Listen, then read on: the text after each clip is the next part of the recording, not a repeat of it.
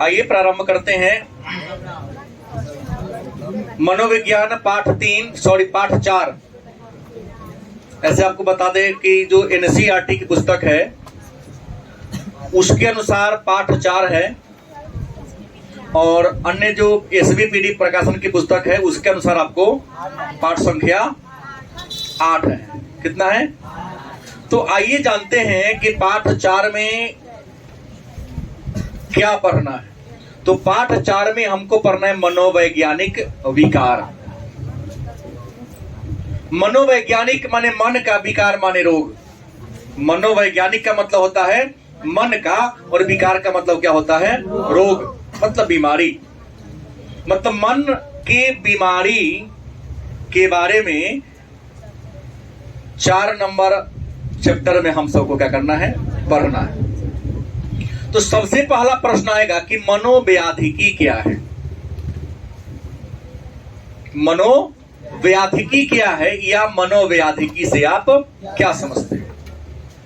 तो बड़ी आसान उत्तर होगा कि मनोव्याधिकी मनोविज्ञान की वह शाखा है जिसमें असामान्य व्यवहार का अध्ययन किया जाता है। कैसा व्यवहार? मतलब मनोव्याधिकी मनोविज्ञान की क्या है? एक शाखा है। मनोविज्ञान, मान लो कि मनोविज्ञान एक बहुत मोटा और बहुत विशाल पेड़ है। मनोविज्ञान एक विशाल वृक्ष है, जिस वृक्ष में अनेक सारी शाखाएं हैं, अनेक सारी डालियां हैं। उसकी एक डाली का नाम क्या है? मनो। तो मनोव्याधिकी क्या है?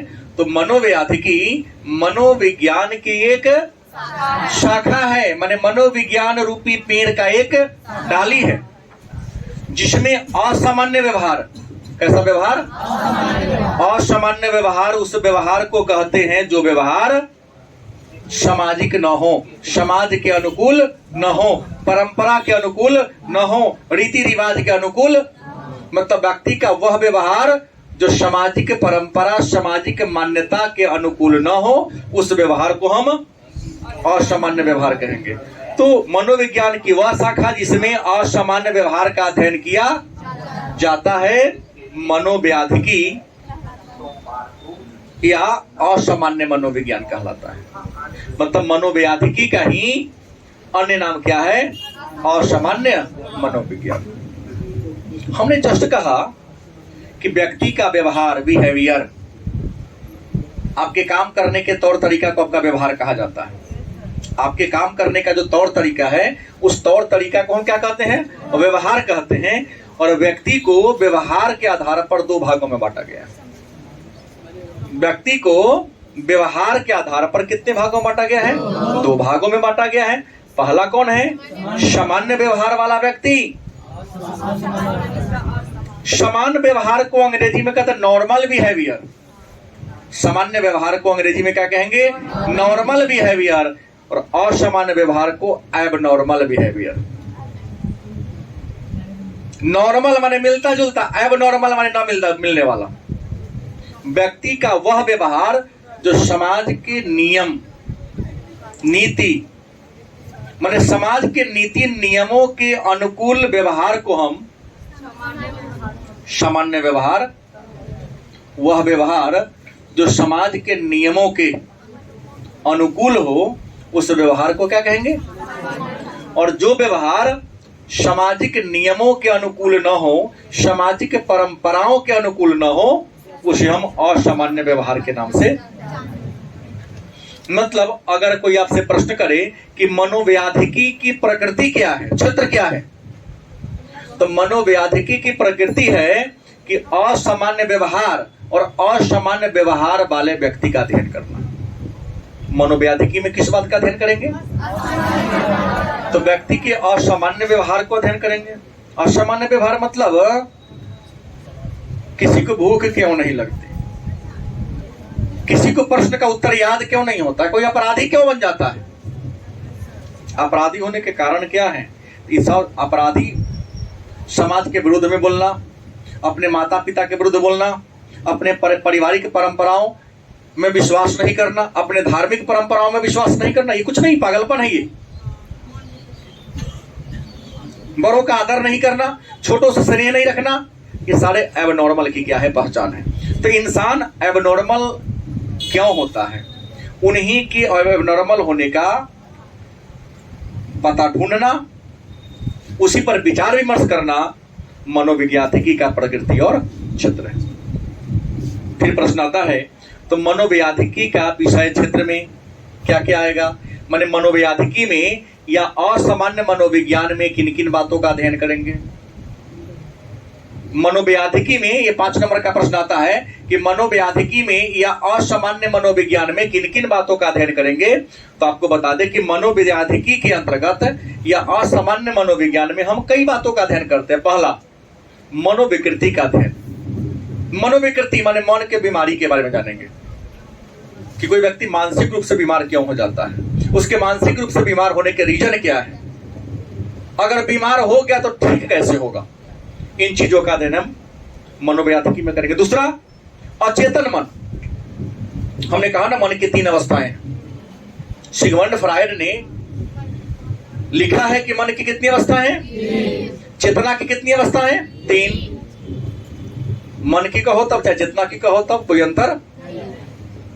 पहली अवस्था को चेतन अवस्था, दूसरी अवस्था को उपचेतन अवस्था और तीसरी अवस्था को अचेतन अवस्था के नाम से पढ़ा दिया हूं पहले। तो अचेतन मन, अचेतन मन कहते उस मन को कहते हैं कि जो बात आप बहुत दिन पहले पढ़े थे उसको भूल गए हैं, लाख कोशिश करोगे प्रयास करोगे लेकिन याद होने वाला। तो जो बात, जो विषय, जो व्यक्ति आपके दिमाग से क्या हो गया, निकल गया, आप उसको याद करने का कितनों प्रयास कर रहे हो, याद नहीं हो रहा है, तो उसे क्या कहते हैं। तो व्यक्ति किसी बात को भूल कैसे जाता है, उसे याद क्यों नहीं आ रहा है। नहीं, जैसे कई बार आप लोग लिखने के क्रम में अरे तो ये 6 के ना लिखो, तो होता है किसी खास वर्ण के बारे में कंफ्यूजन हो जाता है आपके मन में, मानो या ना मानो लेकिन होता है, बात है। मेरे साथ कई बार घटना घटी है तो उम्मीद है कि आपके साथ भी घटती होगी। कंफ्यूजन हो जाता है कि कोई सही शब्द लिखाएगा, कई बार अपने यहाँ पर पछता बोला इतना पढ़ लिए ढ के ना लिखाएगा, याद ही नहीं है। कभी कभी, हमेशा नहीं होता है। तो उम्मीद है मेरे साथ हुआ तो आपके साथ भी होता होगा। हाँ, हरवारी में रहते तब होता है। तो अचेतन मन का अध्ययन करना, काहे कोई आदमी बात को जल्दी भूल जाता है, उसको याद क्यों नहीं होता है। तीसरा, यौन विकृतियों। कुछ लोग ऐसे होते हैं जो विपरीत लिंग के प्रति ज्यादा आकर्षित होते हैं। हर काम, सोते जगते खाते उठते बैठते हमेशा विपरीत लिंग के प्रति उसका आकर्षण रहेगा। वो कहीं जाएगा तो एकदम महिलाओं के टीम में बैठा रहेगा, जहां जाएगा। गलत नहीं बोला, सही बोला। कई बार तो लोग देखा गया है कि पढ़ाई लिखाई छोड़कर उसके पीछे पीछे से घर तक चला जाता है। मेला में तो सोमवारी के दिन, हर मंगल को दर्शन भोले बाबा के नहीं करने जाएंगे, सोमवार के दिन दर्शन करने जाएंगे। क्यों जाते हो भाई? क्या मंगलवार को जाएंगे तो भोले बाबा मंदिर छोड़ के भाग जाएंगे, रविवार को जाएंगे तो भाग जाएंगे, सोमवार को ही क्यों? सोमवार है, सोमवारी है तो मंगलवार नहीं हो सकता है क्या? सोमवार होगा तो 1 साल में 52 को सोमवार पड़ता है ना, तो 5 को सोमवार के क्यों जाते हो? 52 सोमवार के जाओ।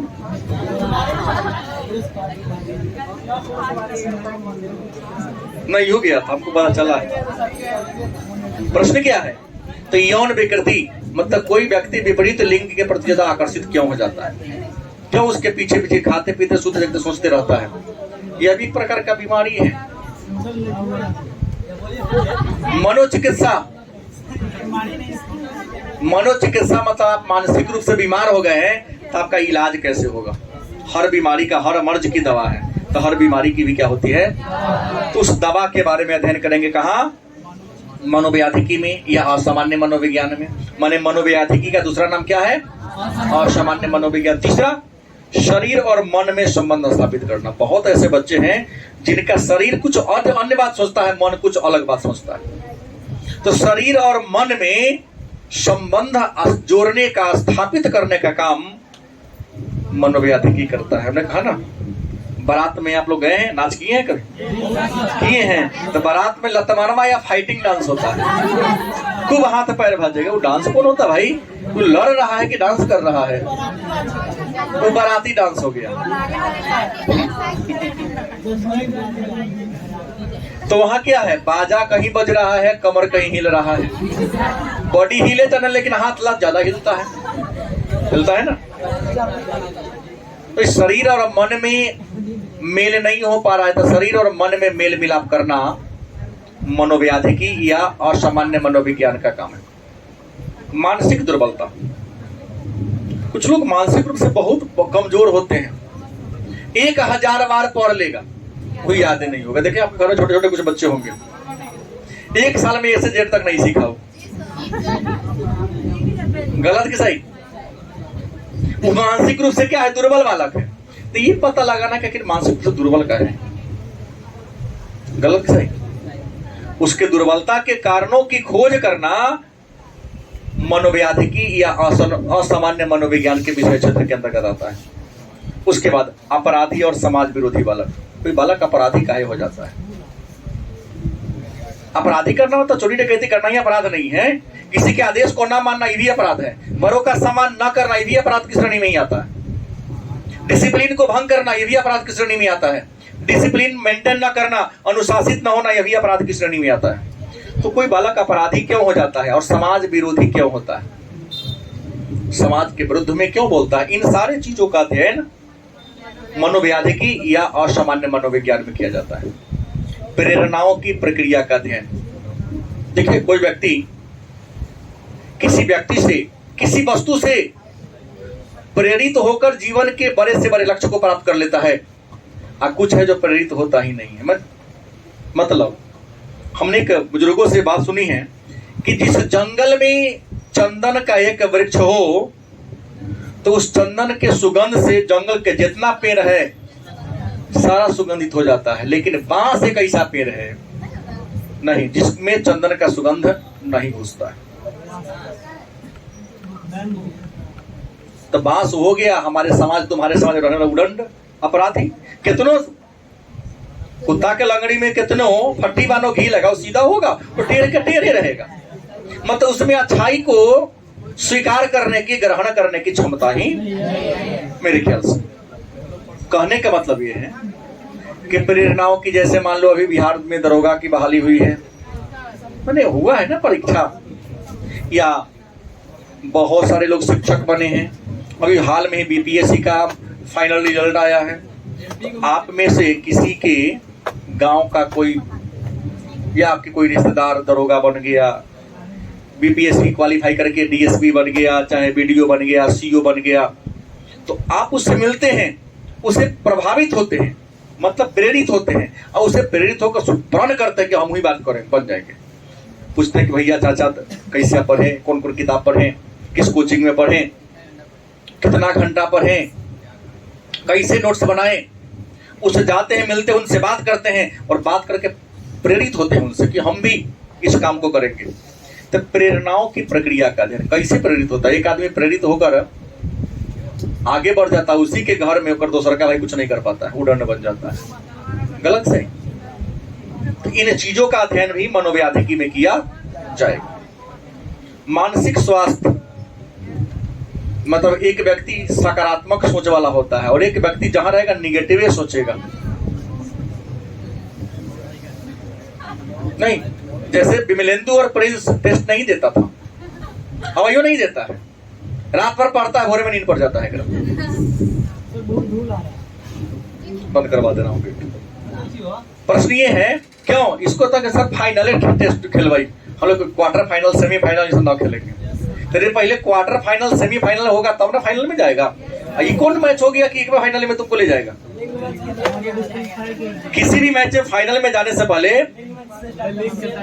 लीग मैच में आना ही पड़ेगा। और इसके मन में नेगेटिव घुसा दिया था कौन?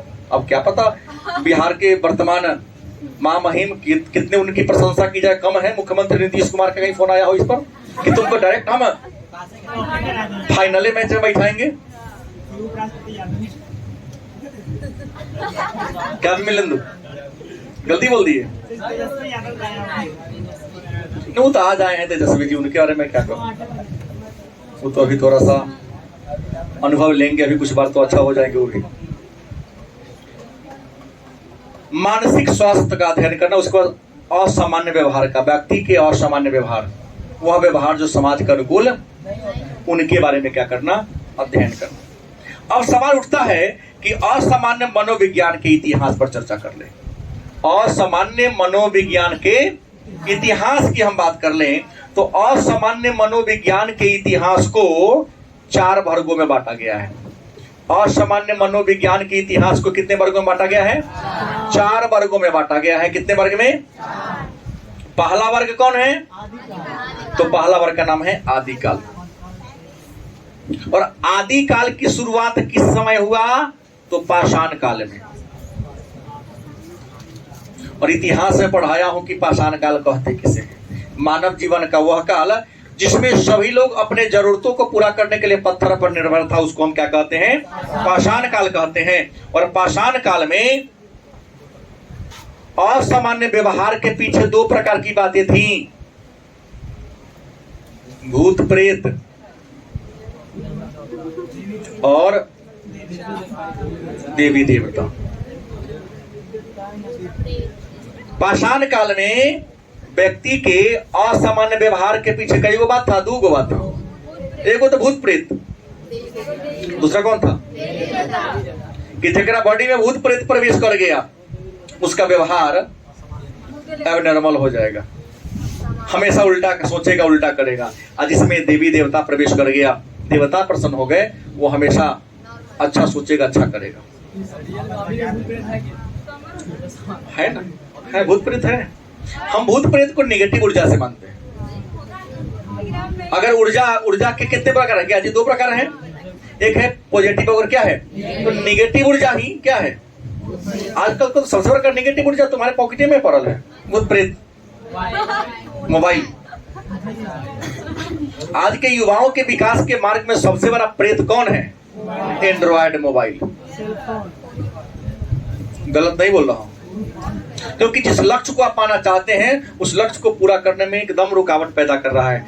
2 मिनट किताब, आधा घंटा ईमानदारी से किताब नहीं पढ़ेगा, पुस्तक नहीं पढ़ेगा, और आधा घंटा में 30 मिनट होता है, नहीं 1800 सेकंड होता है। और 1800 सेकंड में हमको लगता है, माने 30 मिनट में हमें लगता है कि कम से कम 20 बार मोबाइल को टच जरूर, छूता जरूर है, उसे ज्यादा छूता, लॉक को खोल के जरूर छोड़ता है, लेकिन छोड़ता जरूर है। नहीं,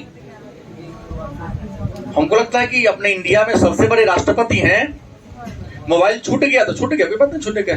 और लगता है कि अब तो उससे भी बड़े हैं कि 1 सेकंड में किसी का कॉल आ गया होगा, कहीं उसका काम गड़बड़ा जाएगा।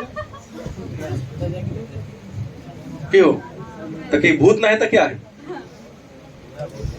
आज की कोई नौजवान आजाद नहीं है, सब गुलाम है, मोबाइल का गुलाम है, किसी अन्य के विचारधारा का गुलाम हो गया। और गुलाम आदमी जीवन में कभी तरक्की नहीं कर सकता है। नहीं, जिसके लक्ष्य को पूरा करने में मोबाइल बाधा पड़ना है, वो क्या जीवन में कुछ करेगा? फिर मुद्दे पर आइए। पाषाण काल में क्या था? भूत प्रेत था। आदिकाल में एक नया विचारधारा आया, उस नया विचारधारा का नाम था रूढ़िवादी। रूढ़िवादी विचार। रूढ़िवादी विचार का सीधा कहना था, सीधा मानना था कि इंसान को सुख दुख होने के पीछे रीजन है कि वायुमंडल में एक आत्मा भटक रहा है, हवा में एक आत्मा भटक रहा है। यह आत्मा 2 प्रकार का होता है, एक प्रेत आत्मा और एक देव आत्मा। तो जिसके अंदर प्रेत आत्मा प्रवेश कर गया, बैठ जाओ, जिस व्यक्ति के अंदर प्रेत आत्मा प्रवेश कर गया वो जीवन में कुछ नहीं करेगा, क्योंकि उसकी दिशा और दशा उल्टा चलेगी। आज इसके अंदर देव आत्मा प्रवेश कर गई, जीवन के जिस लक्ष्य को चाहेगा क्या कर लेगा? पूरा कर लेगा। देखिए अंदर बैठा जाओ, गिरा दे बाबा तो पापा से खरीद बाबा। रूढ़िवादी कहती है कि वायुमंडल में 2 प्रकार की आत्माएं भटक रही हैं। एक है कौन? प्रेत आत्मा, दूसरा कौन है? देव आत्मा। जिस व्यक्ति में देव आत्मा प्रवेश कर गया जीवन के हर लक्ष्य को पूरा कर लेगा। मैंने अच्छाई जगह में घुस गया, तो बहुत सारी सब प्रेत भूत नहीं, यही में कोनो अच्छा है कोनो खराब है।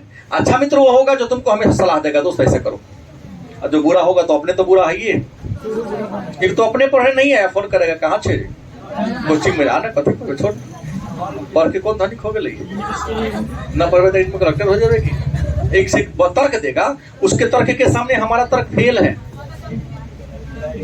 क्या प्रिंस?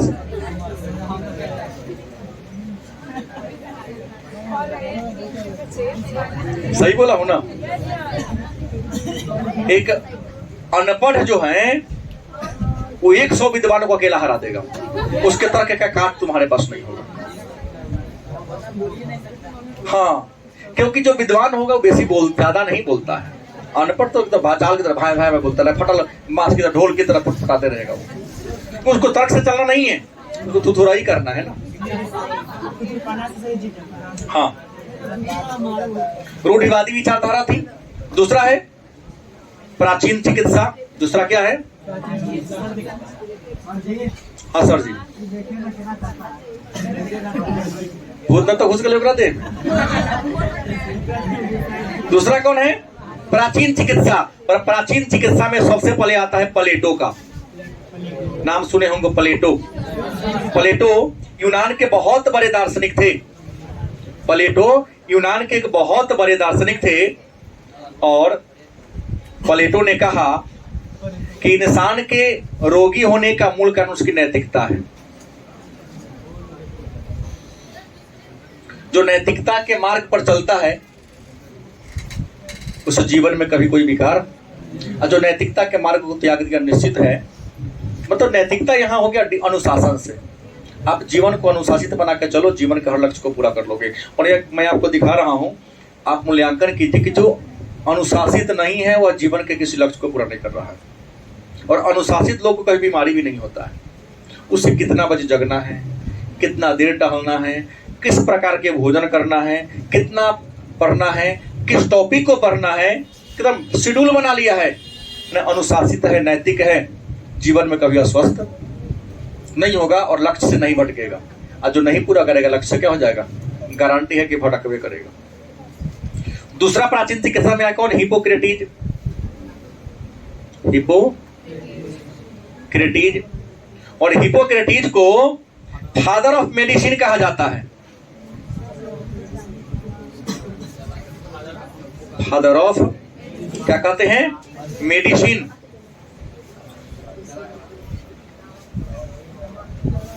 फादर ऑफ मेडिसिन किसे कहते हैं? हिपोक्रेटिस को कहा जाता है। और इन्होंने कहा कि मानसिक रोग का कारण क्या है? प्रकृति। प्रकृति, आपका नेचर आपके मानसिक रोग का सबसे बड़ा कारण है। क्योंकि हिपोक्रेटिस ने व्यक्ति को 3 भागों में बांटा है। कितने भागों में? 3 भागों में वाला व्यक्ति बांटा है। पहला क्या है? उन्माद। कौन रोग से ग्रसित? उन्माद रोग से। दूसरा विषाद रोग से ग्रसित माना। और तीसरा क्या माना? मस्तिष्क शोथ। उन्माद जहां रहेगा उछलता कूदता रहेगा। उन्माद को हम आपके भाषा में हिस्टीरिया कहते हैं। हिस्टीरिया, हाँ, हिस्टीरिया एक यौन विकृति बीमारी है। नौजवान लड़का और नौजवान लड़की को बीमारी होता है युवावस्था में। मतलब विपरीत लिंग के प्रति उसको आकर्षण ज्यादा होता है और वही उसका इच्छा पूरा नहीं होता है, तो उन्माद रोग से ग्रसित हो जाता है। इस उन्माद रोग से ग्रसित लड़का हमेशा लड़की या महिला के संपर्क में रहेगा, लड़की होगी तो लड़का के संपर्क में रहने का पूरा प्रयास करेगी, नहीं तो पागल जैसा उसका बिहेवियर होगा। हालांकि इसका उपचार आ गया है। हिस्टीरिया सुने होंगे, हिस्टीरिया का उपचार एक, उसका ब्याह शादी कर दो ठीक हो जाएगा। दूसरा कोई दवा काम नहीं करेगा। उसके मन से नहीं होता है, उसका शरीर बॉडी में हार्मोन का स्राव होता है। वो हार्मोन उसको उत्तेजित करता है। दूसरा क्या है? विषाद। जिस व्यक्ति में हमेशा अवसाद की भावना आ जाती है। अवसाद काहे आता है? कोई टॉर्चर है, तुमसे ही काम नहीं होने वाला है। तुम क्या करेगा जीवन में? छोटी छोटी गलती के लिए आपको हमेशा डांट मिले। मालूम है कि मिडिल क्लास में रहने वाले, लो मिडिल क्लास में पलने वाले बच्चा जीवन में आगे क्यों नहीं बढ़ता है? कि बच्चा ने थोड़ा गलती किया, उसके मम्मी पापा आस सब डांट दिया तो कुछ नहीं करेगा जीवन में। और उससे बड़का बड़का गलती एक थोड़ा स्टैंडर्ड बड़े परिवार में, धनी मनी परिवार में बच्चा कर देते हैं, कुछ नहीं बोलेगा, ठीक है, समझा देगा, अगली गलती ऐसी नहीं होनी चाहिए, बस इससे ज्यादा कुछ नहीं। यहाँ तो पिताजी परीक्षा में जाने से पहले बच्चों को धमकी दिया, अगर फर्स्ट डिवीजन नहीं आया पढ़ाई छोड़ा देंगे, भैंसी खरीद देंगे, रिक्शा चलाना। बच्चा के मन में टेंशन बना हुआ है कि पिता ने धमकी दिया। भाई तुम वहां परीक्षा में आजाद नहीं हो, तुम्हारा मन तुम्हारे पिता के बात पर जा रहा है। फर्स्ट एंड लास्ट मौका तुम्हारे पास है। क्योंकि हमने पढ़ाया है मानव विकास में कि जीवन को मौका, क्रिकेट के एक ओवर की तरह अवसर मिलना, जब तक अवसर आपको ज्यादा नहीं मिलेगा जीवन में कुछ नहीं कर पाओगे। क्योंकि एक बार में बहुत कम लोग हैं जो सफल होते हैं। आपको सफल होने के लिए बार बार मौका, अवसर मिलनी चाहिए। गलत कि सही?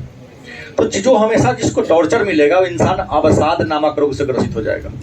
वो अच्छा करना भी चाहेगा तो उसे अच्छा। और तीसरा मस्तिष्क शोध, जो ज्यादा सोचेगा, निगेटिव जाएगा सोचेगा, दिमाग में बीमारी पकड़ लेगा। जेकर आप लोग कौन सा बीमारी कहते हैं? ब्रेन के बुखार को मिर्गी। अकेला रहेगा। हमारे से 4-5 दिन पहले जा रहे थे शहर में ही, एक चौराहे एकदम नौजवान हट्टा आदमी लगा, गिर के चित्राने लगा। अकेला रहता है तो ज्यादा उखड़ता है मिर्गी, मस्तिष्क खुद की श्रेणी में मिर्गी आता है। लोग जूता उता लाओ, इसको सुंघाओ, चमड़ा का जूता। हिंता जन्य बीमारी है, कोई ना कोई बॉडी में कमी है जिसका मिर्गी होता है। उसको पानी से दूर रखने के लिए कहा जाता है कि पानी से दूर रहेगा। एक बार बचपन के हमारे एक मित्र थे, वो पढ़ने वाला नहीं था, धान के खेत की ओर मैं जा रहा था, देखा हमारे खेत तो बहुत मछली है दोस्त, मार ले। हम बोले चाचा जी बहुत पिटेंगे, क्योंकि उन्हीं की जिम्मेवारी थी, घर का पूरा देख रेख वही करते थे। चलो तू खड़ा रहो ना, कुछ नहीं कहेंगे। हम अगर मछली मारने तो घुस गया, थोड़ा देर के बाद लगा छटपटाने, पूरा चितपट हो गया उसी में। हमको पता नहीं चला क्या कर रहा है, पहली बार देखे थे। हमने जोर जोर से चिल्लाना शुरू किया कि कुछ काटना तलिया इसको।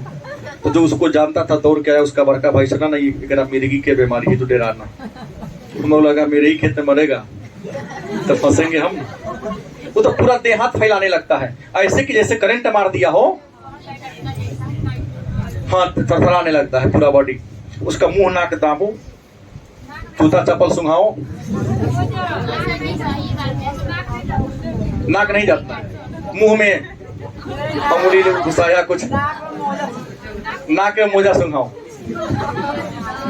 तो मस्तिष्क शोध, हाँ जितना बदबूदार चीज सूंघेगा ना, जूता सुंघाने से मतलब नहीं, बदबूदार चीज सुंघा दो तो ठीक हो जाता है।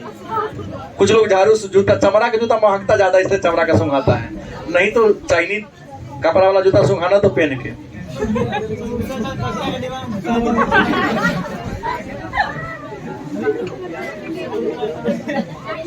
और अगला आया था अरस्तु। अगला कौन आए थे?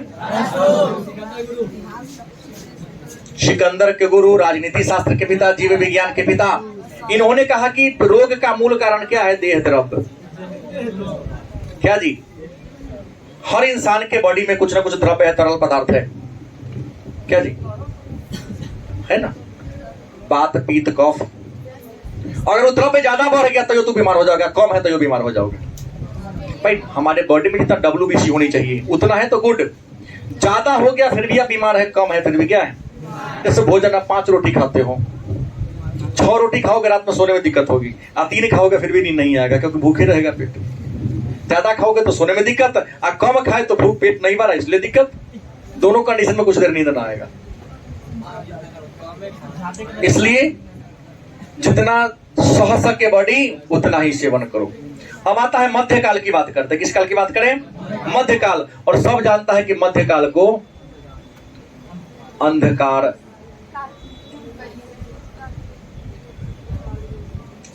युग कहा जाता है। मध्यकाल को अंधकार युग क्यों कहते हैं? तो मध्यकाल को अंधकार युग इसलिए कहते हैं क्योंकि मध्यकाल में शिक्षा के क्षेत्र में किसी प्रकार का बदलाव नहीं आया, शिक्षा के क्षेत्र में किसी प्रकार का परिवर्तन नहीं आया, लोग में पढ़ाई लिखाई का कोई माहौल नहीं था। तो मध्यकाल में असामान्य व्यवहार के पीछे सीधा कारण क्या मान लिया?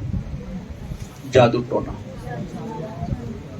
अगर बुखारो लग गया तो डाइन जोगिन मंत्र फूंक दिया, सही बात है। और मध्यकाल में जादू टोना को ही असामान्य व्यवहार के पीछे कारण माना गया। और यहाँ दो प्रकार की भावना का विकास हुआ। एक हुआ सामूहिक पागलपन,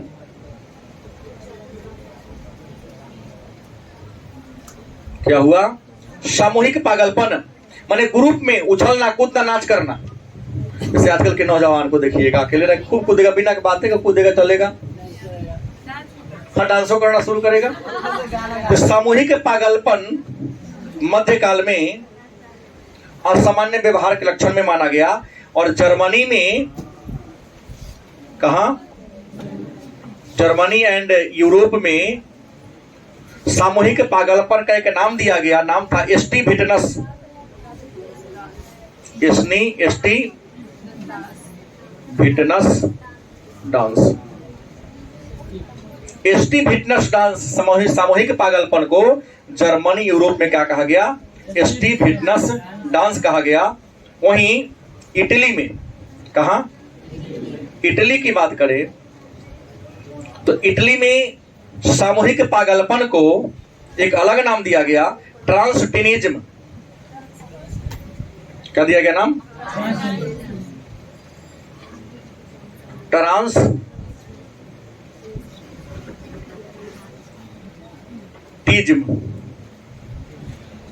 ट्रांसटिज्म नाम दिया गया।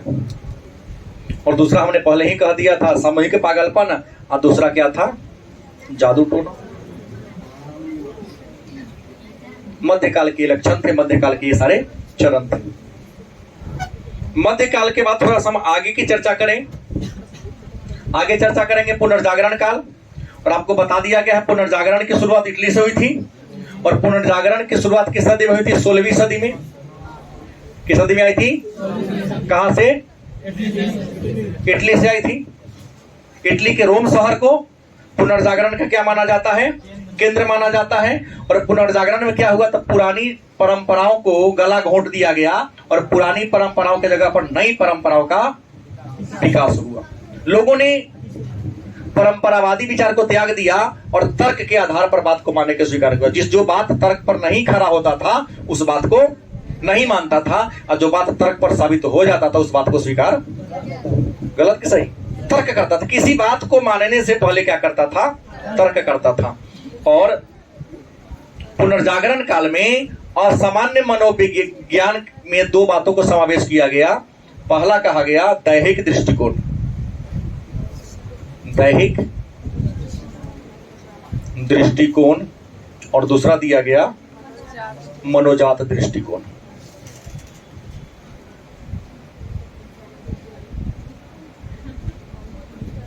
मतलब पुनर्जागरण के काल में असामान्य व्यवहार के पीछे दो प्रकार की बात को कहा गया।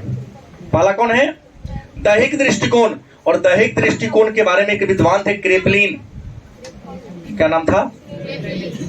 क्रेपलिन। इन्होंने एक पुस्तक लिखा था, पैथोलॉजी ऑफ ब्रेन। क्या लिखा था? क्रेपलिन ने पुस्तक लिखी थी जिसका नाम क्या था? Pathology of brain. उस किताब में इन्होंने स्पष्ट कहा कि हमारे ब्रेन को जितना, मस्तिष्क को जितना पोषण चाहिए, जिस प्रकार का आहार चाहिए, यदि उस प्रकार का आहार नहीं मिलेगा फिर भी आप एबनॉर्मल हो जाओगे, मतलब बीमार हो जाओगे। जो बीमार ज्यादा रहेगा वो तो एबनॉर्मल हो गए। और दूसरा मनोजात दृष्टिकोण। कुछ लोगों का मन ही वैसा होता है, शरीर में कोई रोग नहीं होगा, वो मन से ही वैसा है क्योंकि उसका पालन पोषण उस परिवेश में हुआ है। गलत कि सही? उसके दिमाग, जैसे किसी के घर में एगो पागल हो, उसके पढ़ लिया है कहीं पर कि जरा घर में एगो पागल है ना, कभी भी न कभी पीढ़ी में एगो पागल हो ही सकता है। देखते हैं जो महिला गर्भ धारण करती है, हमेशा उस जिस बेडरूम में सोती है वहां पर अच्छा अच्छा फोटो लगा दिया जाता है। वह महिला जिस चीज का फोटो जैसे व्यक्ति को हमेशा देखेगी, उसके गर्भ में पलने वाला बच्चा वैसा के हो जाएगा, गारंटी है। भले आप लोग विज्ञान वाले रहे, माने चाहे ना माने, लेकिन यह जांचा परखा चीज है। कितनों विश्व सुंदरी महिला अगर गर्भवती है, उसके रूम का सारा चीज ब्लैक ब्लैक कर दो, उसका बच्चा करिया पैदा होगा।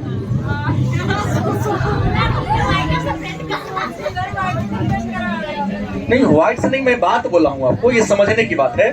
तो क्या है, मनोजात दृष्टिकोण भी मैक्सवेल और इरेस्मस मेस्मर जैसे लोगों ने कहा कि कुछ असामान्य व्यवहार के पीछे आपका मन का भी एक भ्रम है, क्योंकि मन से आप सोच लेते हैं कि नहीं ऐसा मेरे साथ हो सकता। भूत क्या है? एक भय है। भूत क्या है? जैसे आप कहीं एकांत पे जा रहे हो, किसी से डर आपके मन में नहीं है, कितनों भूता जगह मैं चल जाओगे निकल जाओगे। कहीं जा रहे हो, किसी ने कह दे वो रास्ता में जो पीपर के पेड़ है ना, कभी चुड़ैलों पर है, वहां जाते ही तुम्हारे पैर की गति तेज हो जाएगी और हवा चलेगा तो लगे पीछे पीछे कौन हुआ। मन में भ्रम है। भूत क्या है? एक प्रकार का भ्रम है, रियल में कुछ नहीं। कोई कह देगा तो लगेगा यहाँ भूत होता है, किसी ने कहा ही नहीं, कहाँ भूत है? क्या गलत बोल रहा हूँ? जिसके बारे में तुम नहीं जानते हो डर नहीं है। रास्ता में जा रहे हो, कोई कह दिया जगह बहुत बहुत बहुत बड़ा सांप तो मैं देखा हूँ, जाने से पहले कई बार आगे पीछे देखोगे। और किसी ने कहा सीधे चल रहे हो, किसी ने कहा ही नहीं, तो बगलों में रहेगा, तुम सीधे चलो कोई फर्क नहीं पड़ेगा। जैसे बिल्ली के रास्ता काट दिया तो रुक जाता है, और आपके बिना देखे बिल्ली रास्ता काट दिया, आपसे पहले कोई गया ही नहीं है, तो तुमको कुछ नहीं होगा। आप कटते हुए देख लिया रास्ता को कि बिल्ली इस पार से गई है, हम तुरंत हम ही पहले निकले हैं, तब मन में भ्रम होगा कहीं कुछ होना तो जाएगा, तो गारंटी है कुछ ना कुछ जरूर होगा। हमने कहा कुछ लोग इस बात को मानते हैं ना कि बिल्ली के रास्ता काटने से काम, जिस काम के लिए जा रहे हो काम पूर्ण होने की संभावना नहीं है।